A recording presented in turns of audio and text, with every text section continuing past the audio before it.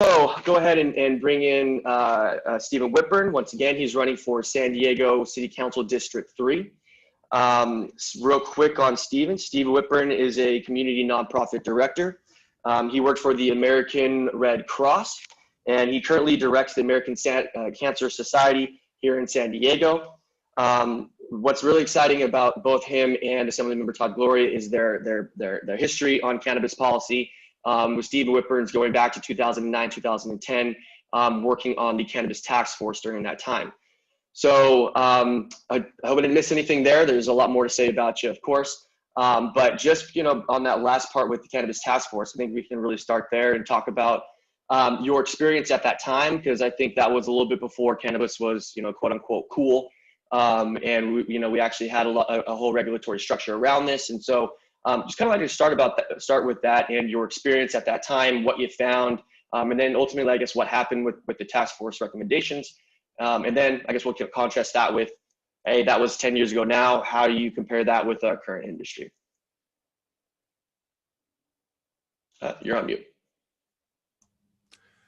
Dallin, glad to, and thank you very much for inviting me to participate in this. It's really good to be here. I was active in supporting legalization of cannabis as far back as the early 1980s when I was attending rallies. So I've, long been in support of cannabis legalization. And so back in 2009, when San Diego's next mayor, Todd Gloria, who's going to be joining you next, he nominated me to serve on the City of San Diego's medical marijuana task force, and the City Council appointed me, and it was really a terrific experience. We reviewed the existing laws as it replied to medical marijuana.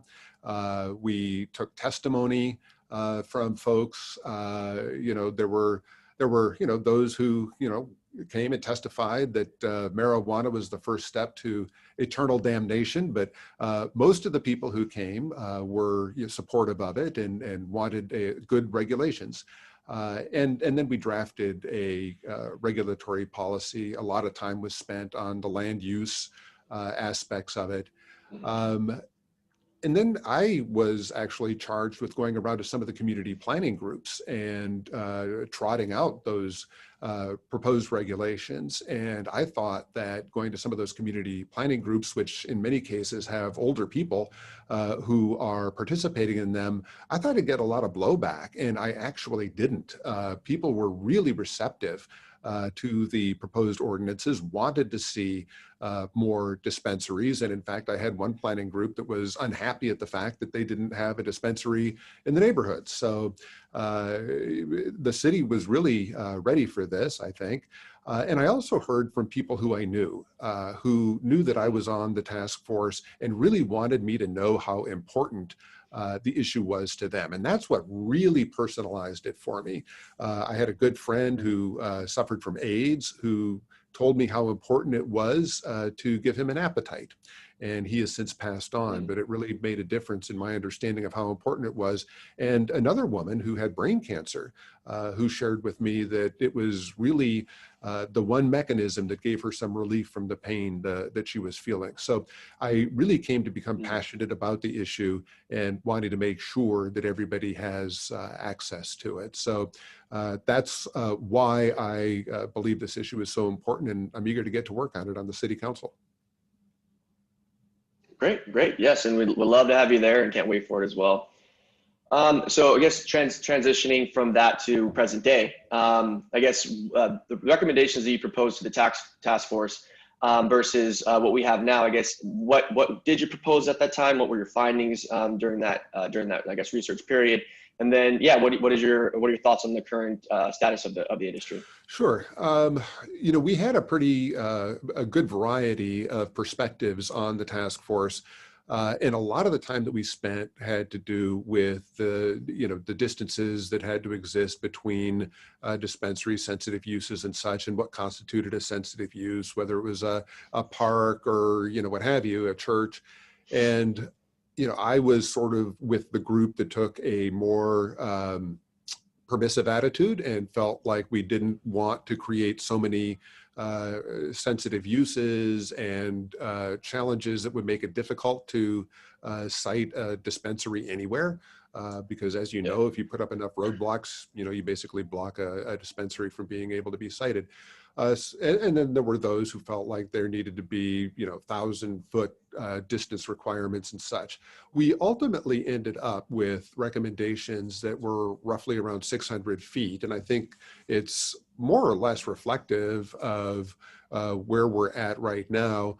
I think it is still, at this point in the city, pretty challenging to cite. Well, I know it's pretty challenging to cite a dispensary, and I think that the distance requirements and sensitive uses are part of that. I mean, take District 3, for example. District 3, which I'll represent, includes downtown San Diego, Balboa Park, and the neighborhoods all around it. When Prop 64 came before voters in 4 years ago, 2016, the District 3 residents passed it with almost 77% of the vote in District 3. It was overwhelmingly. It was the largest yes vote on cannabis legalization in the city of San Diego. People in my district want to see access. Yet we only have 2 dispensaries in District 3 out of the 4 that are enabled under the current regulations, and even those 2 aren't in the heart of District 3. They're kind of down in Mission Valley. So, nothing downtown or in North Park, or Hillcrest. You would think, right? I mean, so, and you want to make access, you want to make it available to people, and if they have to go way out of their way, it's not really as accessible as we need it to be. Yeah. All right. Well, so I guess, on council, what changes would you want to make? I guess, how would you get licenses or businesses into the areas we just talked about? Right. Well, I mean, I think what we really need to do is sit down with the industry, sit down with those who want to, establish a dispensary, and really try to understand exactly what are the barriers. I mean, obviously, the amount of time, the amount of money it takes to get something started. Those are barriers for a lot of people who just don't have, access to that kind of time and that kind of money to start a business. So, I think what I want to do is to make it simpler, at least a little simpler, for people to get a dispensary up and running. I mean, we still have a capacity for 12 dispensaries under the current caps, which gives you an indication of how hard it's been. So if it's that hard, and we need, to give people more access, then we need to, take a look at the regulations and see what we can do to make it a little simpler for people to get a business going. Okay. Yeah. All right. So I guess on that as well, social equity is another big aspect of the industry right now, or I guess lack of equity and diversity in the marketplace. There are a few other jurisdictions that have started putting together social equity programs to help, I guess, diversify the licensing of those businesses. Have you put any thought into that, or what you would like to see or do, or I guess what would be contained in the program around that? Well, I mean, there's no question that we need to advance social equity as it, pertains to the industry. I mean, it was people of color who were, and frankly, continue to be most negatively affected by the laws that have been unfairly and inequitably enforced, as with cannabis laws. Certainly, and still on the federal level, and for many, many years here in California and in San Diego. And of course, people are still feeling the effects of that, and it was grossly unfair. So I think that we do have a responsibility to ensure that some of the folks who were most negatively impacted by the inequitable laws or enforcement of those laws have a real opportunity to start a business and advance and take advantage of the new laws to have that kind of business success. So, I would be interested in hearing from some of those folks who are most impacted and have been most impacted as to Yeah. what they think would be most beneficial. But I am very much wanting to have that conversation. Okay, great. All right. Another big thing that's on everybody's minds is taxation in the industry, both at a local level and the state level. Last year, July of 2019, the city tax increased from 5% to 8%. I mean, the effective tax rate on cannabis products is, oh gosh, like pretty close, or around 35 to 40% over illicit market products, which is why we're still having such a thriving illicit market, or one of the main reasons. Any thought on that? Like, what can we do there? Also, kind of throw another, I guess, talking point in that is, I think an article just came out yesterday that the city of San Diego lost out on $300 million because of the pandemic.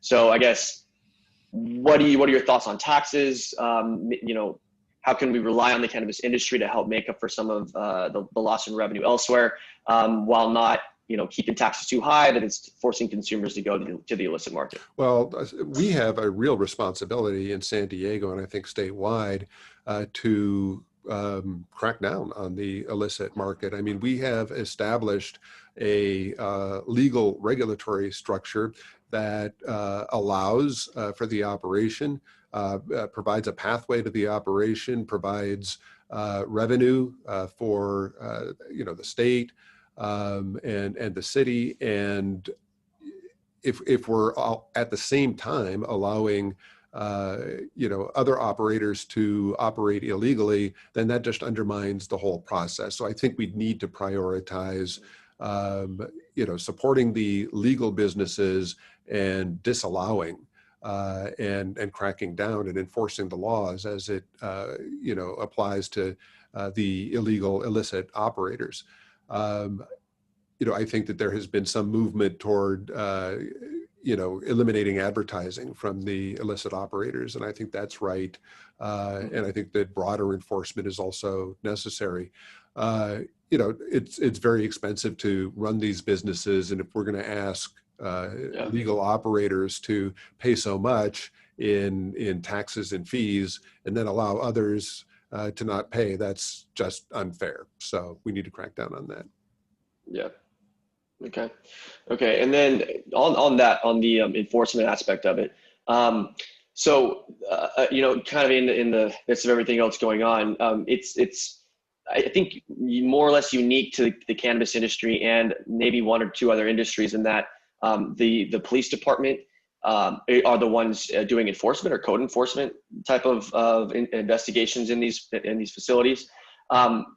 Would you, or I guess any thoughts on maybe changing that more to actual code enforcement, doing these type of enforcement, I guess having the enforcement mechanism instead of the police department?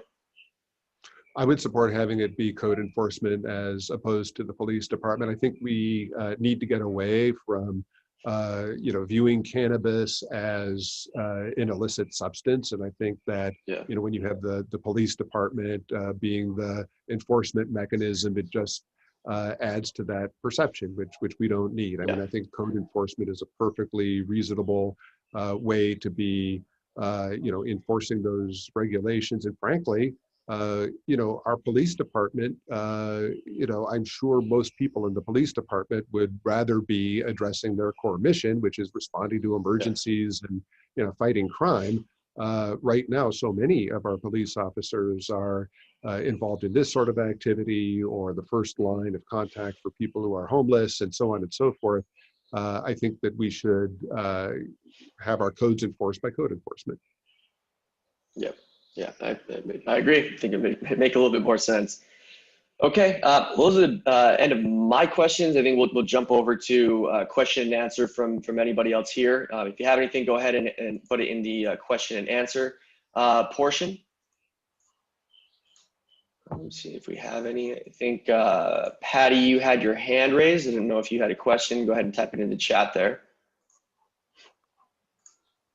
All right. I guess while we're waiting on that, just any thoughts on your race? I guess give us a little synopsis of how the race is going. I guess, we just talked about ballots dropping in, 18 days. So we're coming up pretty quick, but anything there while we wait for a couple of questions? The election is upon us. The ballots Yeah. drop on October 5th, and of course the election itself is on November 3rd. I mentioned how pro-cannabis the district is. District 3 is the most heavily Democratic district in the city of San Diego. Mm-hmm. I'm a Democrat, and I'm endorsed by the San Diego County Democratic Party, so that's extraordinarily helpful. In that, I was endorsed by the Blue Dream Democrats, which is the pro-cannabis Democratic Club, and was very appreciative of having that endorsement. The Sierra Club has endorsed me. The labor unions have endorsed me. Every organization that has interviewed the candidates and made an endorsement in this race has endorsed our campaign. We've raised significantly more money than our opponent. So we're in a strong position as long as we keep working hard. And I'm going to keep my foot on the gas and make sure we finish this off. Good. Okay. All right. I think we got another question. I'll also okay. say, Another question here from. Yep. Oh no, I was just going to say, Right. I would also point out that San Diego has a strong mayor form of government. And so, you'll want to really pay attention to what Assemblymember Gloria, our next mayor, has to say about this, because he'll be driving a lot of what we'll be doing. The city council is the policy arm. So, I really look forward to working with Mayor Gloria and helping to make San Diego a place with better access. Absolutely, and we're really excited to get to him here in just a couple minutes. We had a question from Miklos, which is, would you consider methods to increasing the amount of MPFs or marijuana production facilities in San Diego be possible? Two birds, one stone, potentially using microgrids, creating additional power for the city to use as a trade. Yeah, certainly open to that. I think that the more that we can do to, promote the business, promote access, promote production is important. So, I'm not sure I know all the particulars of that, but it's certainly something that I would be interested in seeing how I can support. Okay, and just kind of follow up on that, a lot of train of thought there. The marijuana production facilities, there's 40 of them that are allowed in the city of San Diego, and we reached that cap within about a year or so, like real quickly. Especially since like San Diego, we have, well, cannabis is still federally legal. We have the 5 going north and the 8 going east. Both of them have border checkpoints on them, which does inhibit the flow of cannabis products in and out of San Diego County. It's really important that we create kind of our own, well, until federal legalization, our own, I guess, micro industry that's San Diego centric. So yeah, increasing the MPF, the amount of MPF licenses is also pretty important, just so that we can kind of keep everything local, keep the revenue and all that kind of stuff local, investments local as well. So I don't know, any thoughts on that? I don't know if I had a question there, but just want to, I guess, speak to that a little bit. Thank you for kind of fleshing that out a little bit, because I certainly understand the challenge. And, it sounds to me like that might be another reason to explore local banking. I mean, I know under the federal laws, it's, really difficult for a cannabis outlet to, work with a bank because of the federal laws that apply to it. So, if you have local municipal banking, that might be an advantage to doing that, because you can better support businesses given the fact that it's legal here. Yep, exactly. All right, any other questions? We've got about time for about one more here. All right, yeah, seeing no other questions. Getting right towards the end, I guess. Any last thoughts on this, or I guess any other things you'd like to see happen with cannabis in the future if you're elected? Well, when you're elected. I mean, thank you.